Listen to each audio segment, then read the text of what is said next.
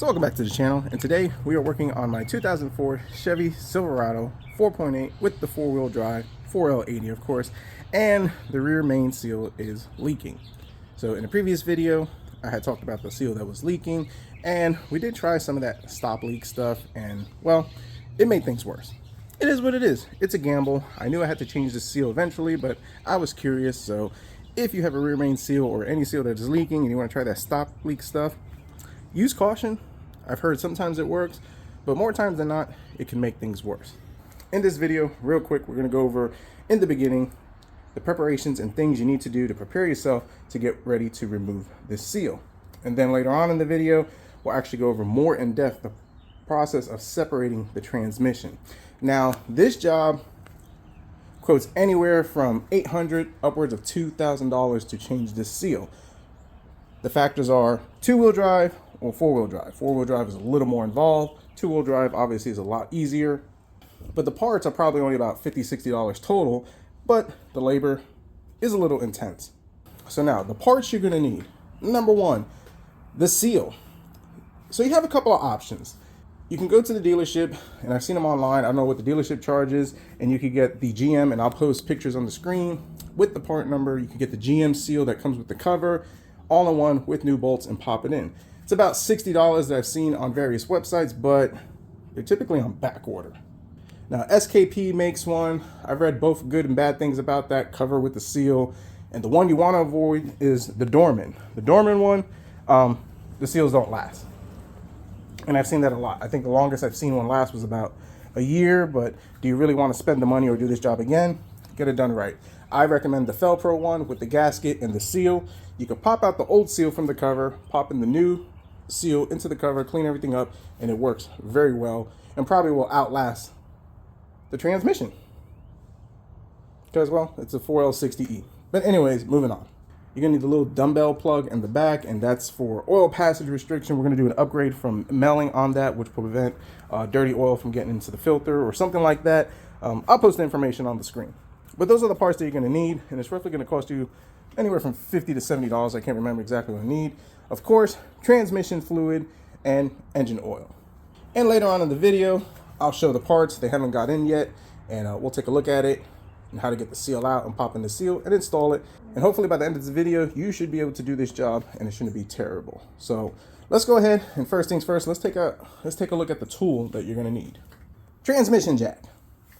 You can get it for about $300 roughly. This is the 800-pound one. I haven't taken it out of the box. We'll see it later on in the video.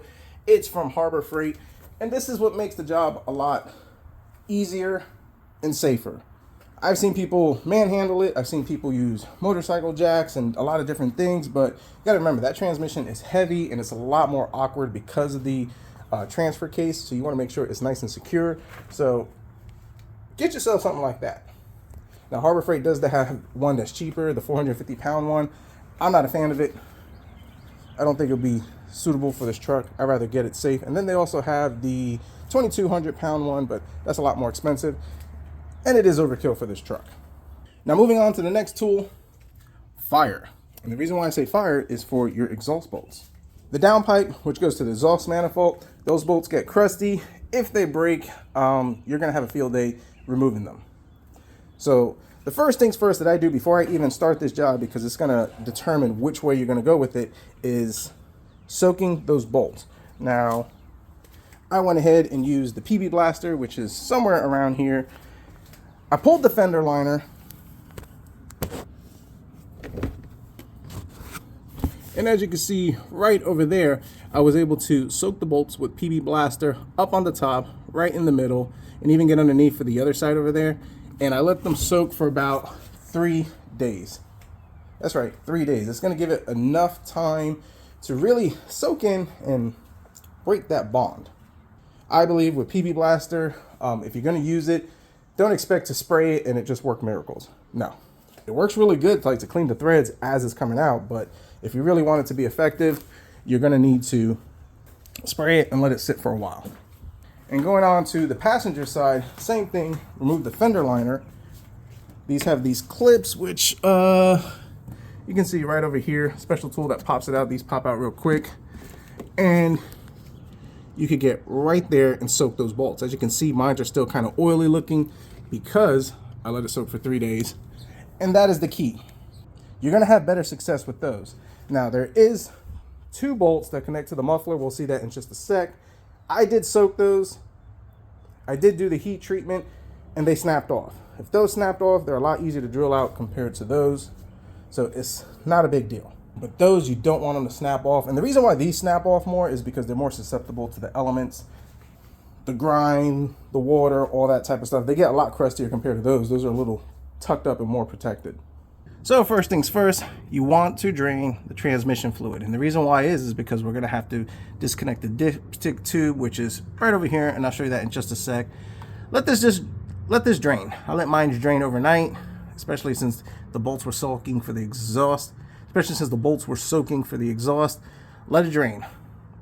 It's going to reduce the mess, especially when you pull out the drive shaft. Also, drain the oil. 15 and 15 for both plugs. Let them drain, because when you pull out the seal, if you have the oil, especially with the vehicle being lifted, it could pour out the back. You're going to make a huge mess. We don't want to make a huge mess, just a little mess. Now moving on to the rear, the drive shaft. So as you can see, we have 4 bolts. They are 11 millimeter. And safety first, folks. Safety first. Make sure the emergency brake is on and your wheels are chocked. I have the wheels chocked in the back. The vehicle is lifted. Emergency brake is on. And you could go ahead and loosen those bolts. Took an 11 millimeter swivel with an impact wrench, and I was able to buzz those out. Came out nice and easy. Now, when you remove the drive shaft, you're going to have these little caps for the U-joints. Take it out easily. If they fall and the needle bearings fall out, you're going to have a field day cleaning that up, trying to find all the needle bearings, or you're going to be replacing U-joints.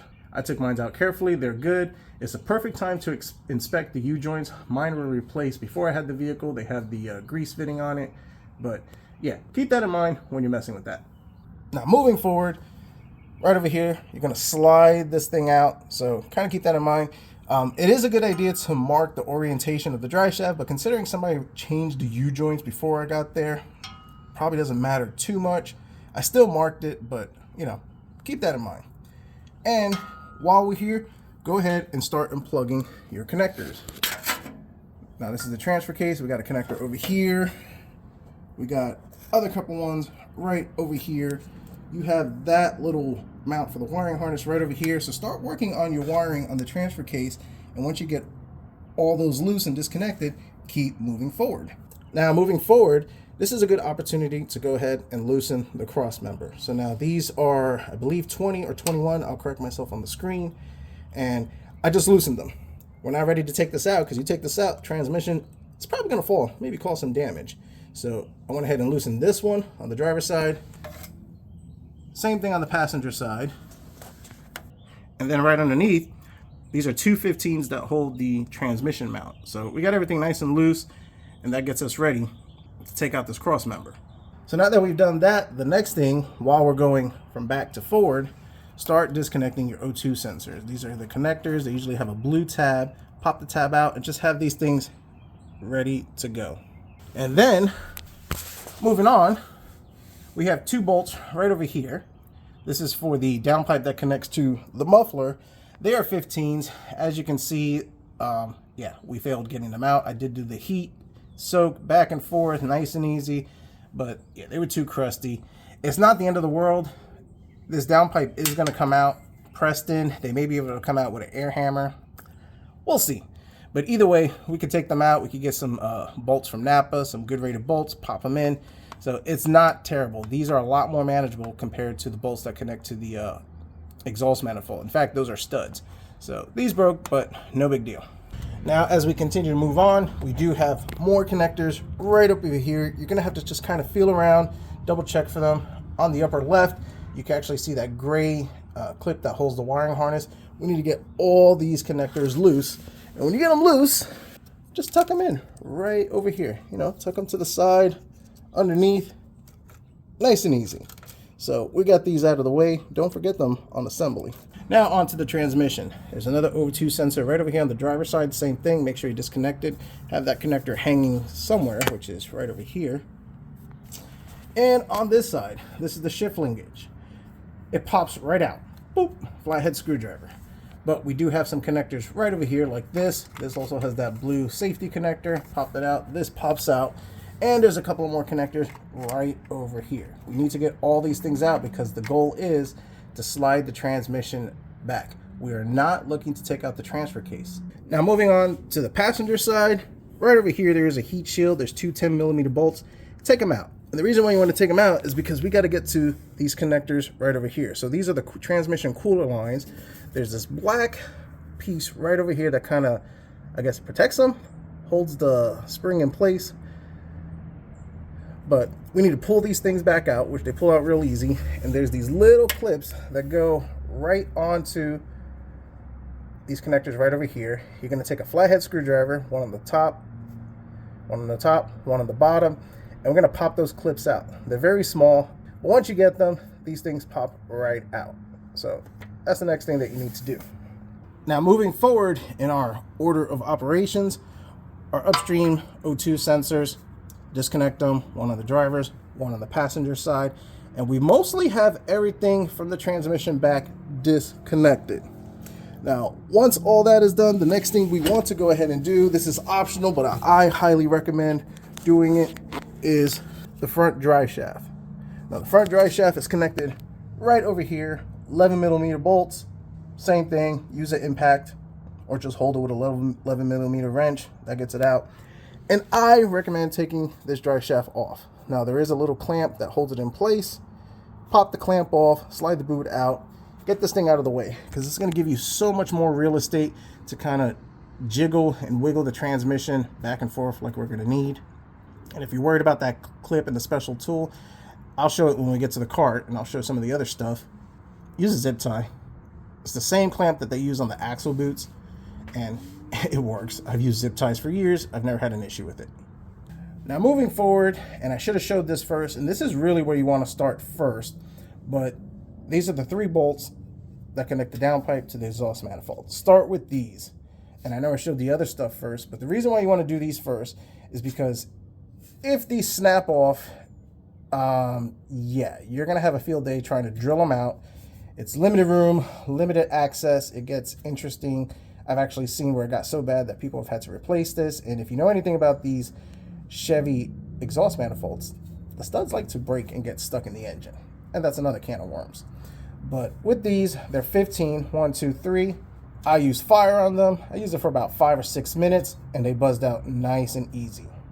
Now, this is a southern truck, so that makes it easier, but if you're not in the south, moving the same way to the driver's side, same thing, same process. So I suggest starting with that first. So now we are almost there. What is next? The starter. Starter lives right over here. They're 2 bolts. I believe they are 12 or 14. Take out the 2 bolts. The starter is going to come down and hang out. There is a cover that sits right in here, and there is actually a 10mm bolt right there. And we want to make sure that we get this cover out. That allows the starter to drop down, and then we can disconnect the starter and remove it. Some people leave it hanging. I don't want things in the way. Plus, if your seal's been leaking as long and as bad as mine, it's probably soaked in oil, so it's a good opportunity to clean it up, drop the starter. And by doing that, as you can see, it gives us access to the flywheel bolts. There are 3 of them. They are 15. They do have Loctite, so you might need a little extra oomph on it. And go ahead and take those out. I used a 15mm short socket 3/8 wrench. And to turn the engine, I popped off this inspection cover. I used a long flathead screwdriver, and using the teeth, nice and easy, I just turned it. It turns very easy. It's a lot easier than doing it from the crank, and I was able to get all those 3 bolts out. And something to remember too, you're messing with the starter, don't forget to disconnect your battery. Sparks are not fun. Now going on to the driver's side, kind of the same thing. There's a cover right over here, I guess like inspection cover. It's a black cover. Go ahead and take it out. It's a 10mm bolt, and it's right, is it this one? I can't remember which one it is. It's somewhere. Oh yeah, it's right over here. Take out the 10mm bolt, remove it, and you should be good. Obviously we have our oil filter, which I'll change that later on. But for the most part, once you've done all that, the exhaust is loose, everything is ready to go. So let's talk about the bolts from the transmission to the engine. Now for the bolts, there are 6 of them. 2 in the bottom, which I recommend knocking those out first, because once you have the jack in, they might be a little difficult to get to. So I start with those. There are 2 on the top, and now the 2 on the passenger side, and I know I can't show it, we'll show it when we start the job a little more in depth, but there is 1 bolt that holds the transmission dipstick. You need to take out that nut, and then you could pop up the transmission dipstick and just kind of feed it out right through over here. Some people leave it hanging. I don't like to leave things hanging, just take it out. I was able to pop mine up and then just slide it right down through here. It's in the bed of the truck, it's out of my way. But there's 2 right here and there. And on the driver's side, there's 2 more bolts right over there. And then all the way up in the top, there's 2 more bolts. Now, to get to those bolts, the best way I found to do it is once we remove the cross member and we start lowering the transmission, we're going to lower the transmission down little by little. And what that's going to allow us to do is to feed in a long extension with a swivel, and you'll be able to see it more because we'll have more clearance, but we'll be able to get those 2 bolts on the top. They're not terribly tight. We'll be able to loosen them, and we should be good to go. Now, going back to a few other things I did talk about, these are the covers. They're plastic. It's going to be a lot of cleaning, just depending on you. Yeah, I definitely want to get all this stuff cleaned up. And the clips for the transmission cooler lines, they look just like these. I used the pick. The pick was the best way to do it.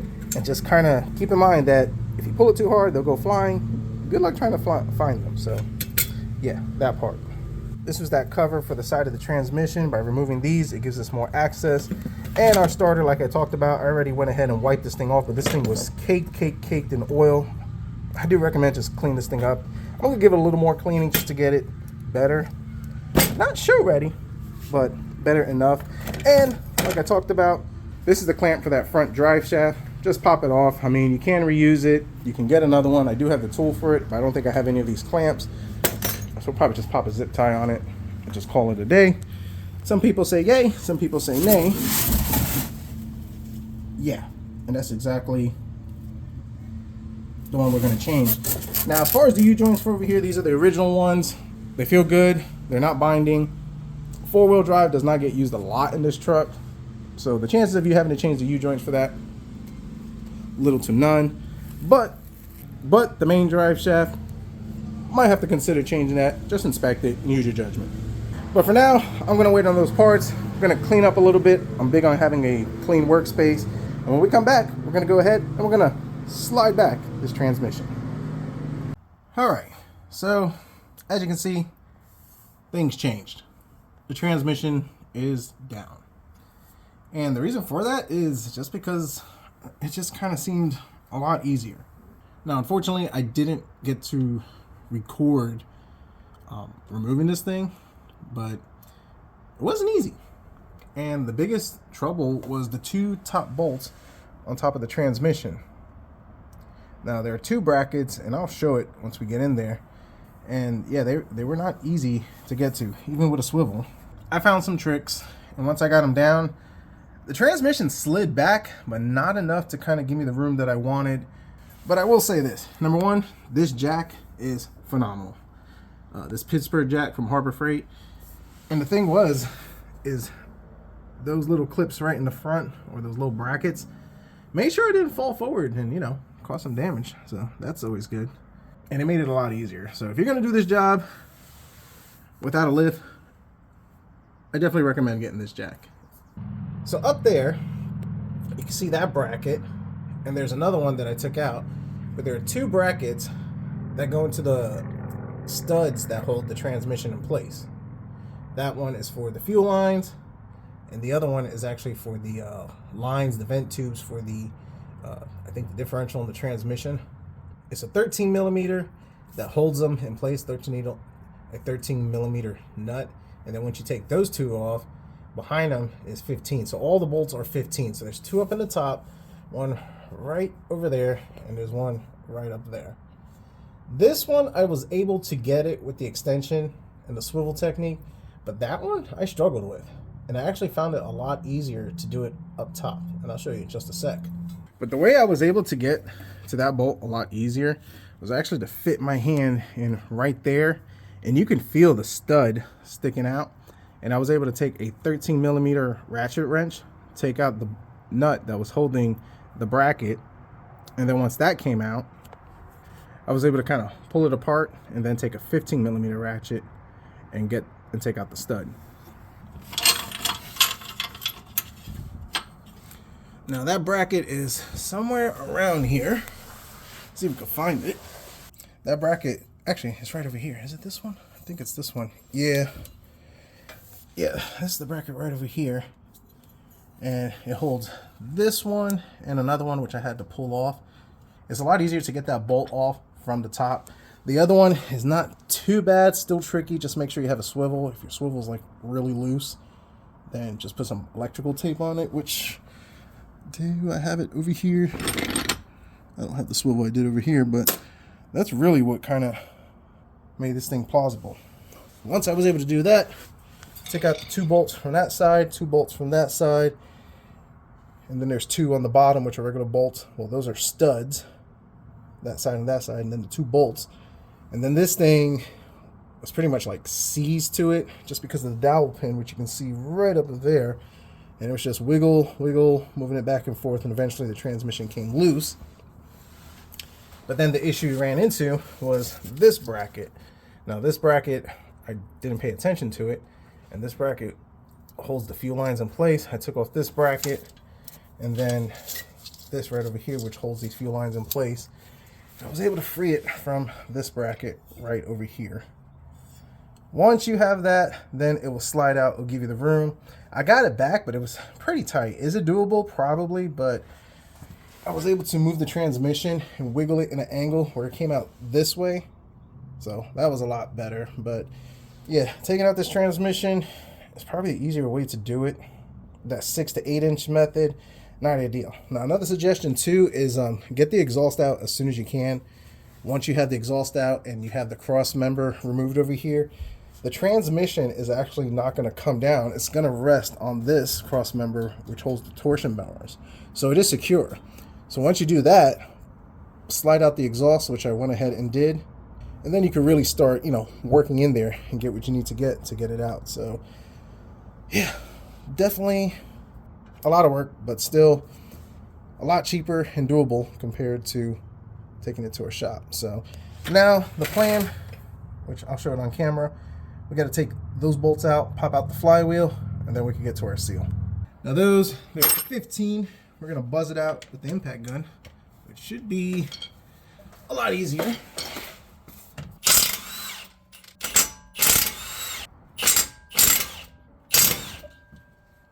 Now I left 2 bolts in, that way this thing don't fall out and hit me in the face.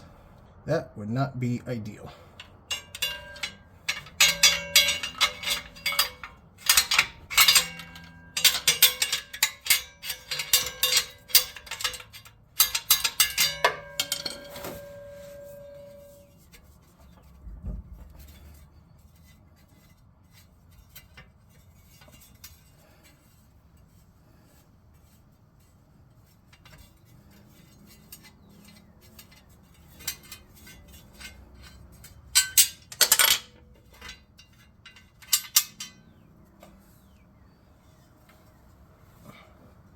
And now we have our prize. So definitely leaking from here, right over here at the seam. So this whole thing was leaking. So that's good. I don't know how well it comes up on camera. As you can see, there was some leaks up from top, but I did do the oil pressure switch. I did do the valley pan, whatever you call that. But yeah, it's like all wet there. Obviously, right over there. You can see where it seeps right there. And it does have new valve cover gaskets, and it does have a new oil pan. So, yep, this is the last leak for the truck. So let's go ahead and get these. I think these are 10mm. And let's buzz all these things out.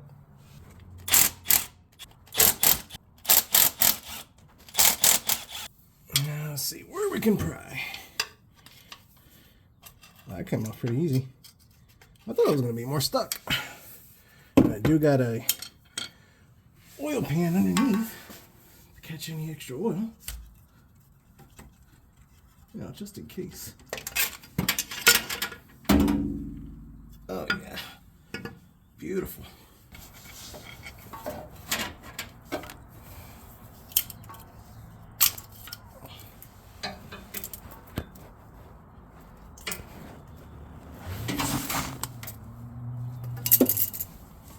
All right, it's off. So now we get the fun part. We need to take off that little barbell plug right up over there. I did upgrade it to the melling one that's supposed to prevent, I think, unfiltered oil from going into the oil filter or something like that. It's supposed to be better. But we'll spray all this down, clean this up, and we'll take this cover to the bench and pop out the seal. So we'll be back. All right, for the barbell plug, I took a sheetrock screw, Phillips, drilled it in. I was able to pull it right out. You could probably pull it out with a pick or something like that, but it wasn't working for me. That actually worked pretty good. Make sure you have your oil catch can ready because it leaks, as you can see. But yeah, the other one has 2 washers or something like that. It's supposed to be better. But I do recommend doing that first because you're going to clean all this up and then it's going to leak all over the place. So we got to let that drip for a little bit. So it's always exciting when you get to start putting in the parts. So this is from Melling. It's the MOGP 100 horsepower, 100 HP. This is supposed to be better design. And I got it from Rock Auto along with all the other seals. So we're going to go ahead and put that in just to make sure that we don't have nothing else to continue to leak. And I really don't want my oil to mess up my clean surface. So right there, as you can see, it's still steadily dripping. Maybe we could slow it down because we got RTV we're going to have to put. I'm going to take some of that oil and just lubricate the O-ring. That way it slides in. Go in just like so.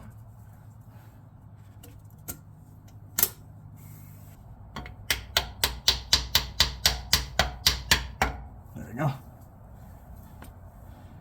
Yep, and that should stick nice and flush, which it does. Perfect. The crank, the mating surface, nice and clean with a Scotch pad. Wipe it off, no rough edges. So this area is good to go. So now let's go to the bench and let's tackle this seal. All right, so first things first, we need to take off this seal. And I don't want to damage it too much. It does have these pry points. Maybe I'll give that a shot. But the reason why is I like to use the old seal to prime the new seal. Now we're just using 2 block of woods just to hold it in place. This might not work.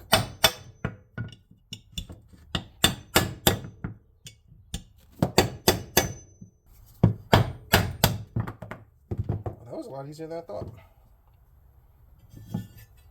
As far as that part.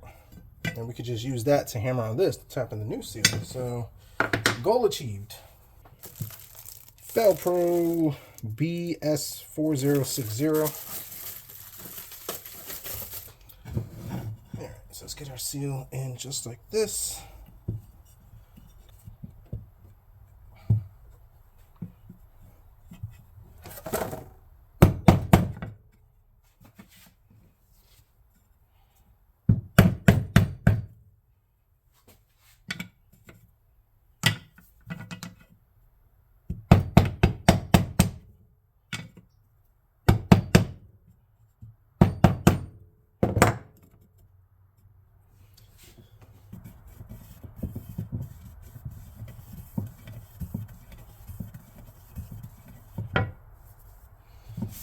All right, we're looking good.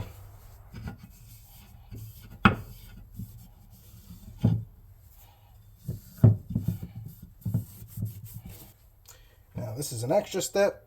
You don't have to do this, but I have read, and in my experience, I've had good success doing this. The right stuff. A nice thin coat, and thin. That's going to make sure this thing will not leak. But it's also going to be a pain in the butt in the future. But this Felpro seals, from my experience, they hold up very well.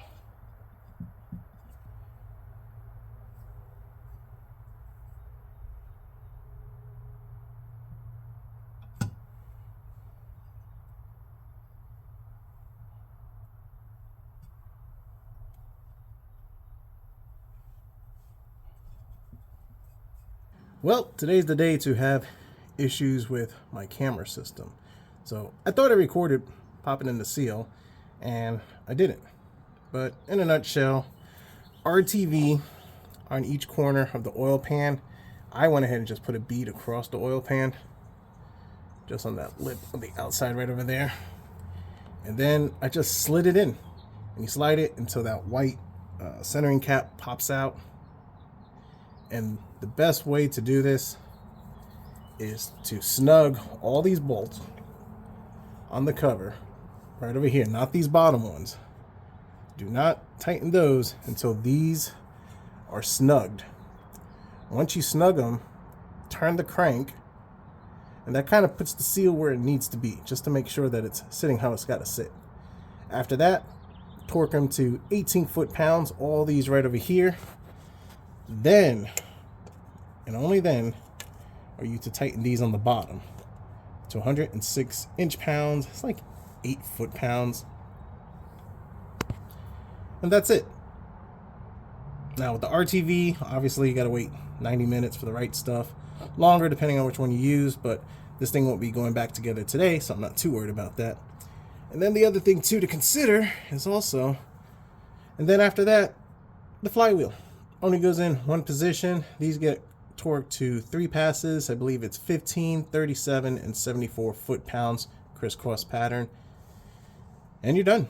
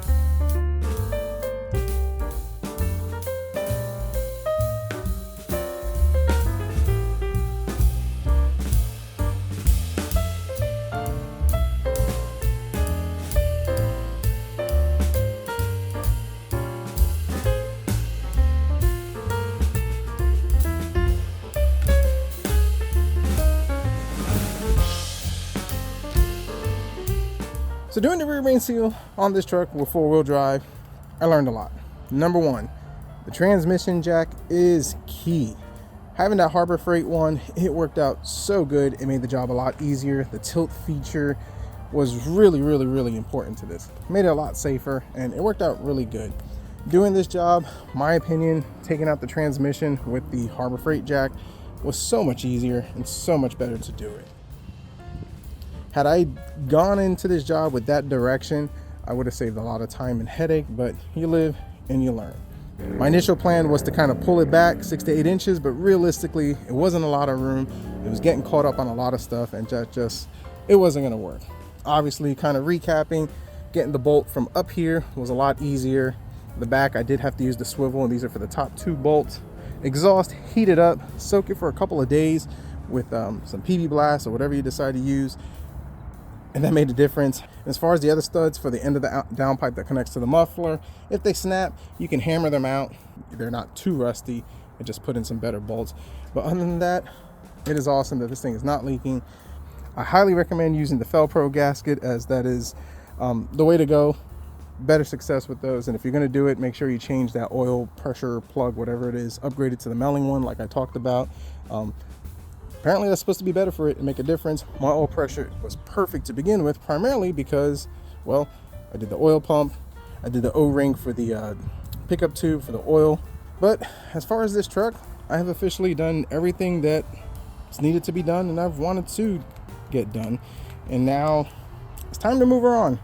I think I'm done with her. As much as I love this truck, I was into it really low. I pretty much rebuilt the whole front end. It's done, it's complete with. What I'm into it as far as what I paid and all the parts, there's a lot of meat on the bone, so I'm going to list this thing up for sale and just move it on to somebody else to enjoy. I do have another truck. You will see that in an upcoming video, so stay tuned for that. There might be one more video talking about the selling process of this, how much I got for it, and just kind of recapping everything. I still have to do all the totals, so stay tuned for that. But this 2004 Chevy Silverado is a fantastic truck. It is easy to work on, parts are cheap, readily available, and they don't make them like this. So hope you enjoyed this video. Hope you're able to take some good information for it. So if you're doing this rear main seal, it will guide you and kind of hopefully make things a little easier for you. So thanks for watching. Stay tuned for the next video.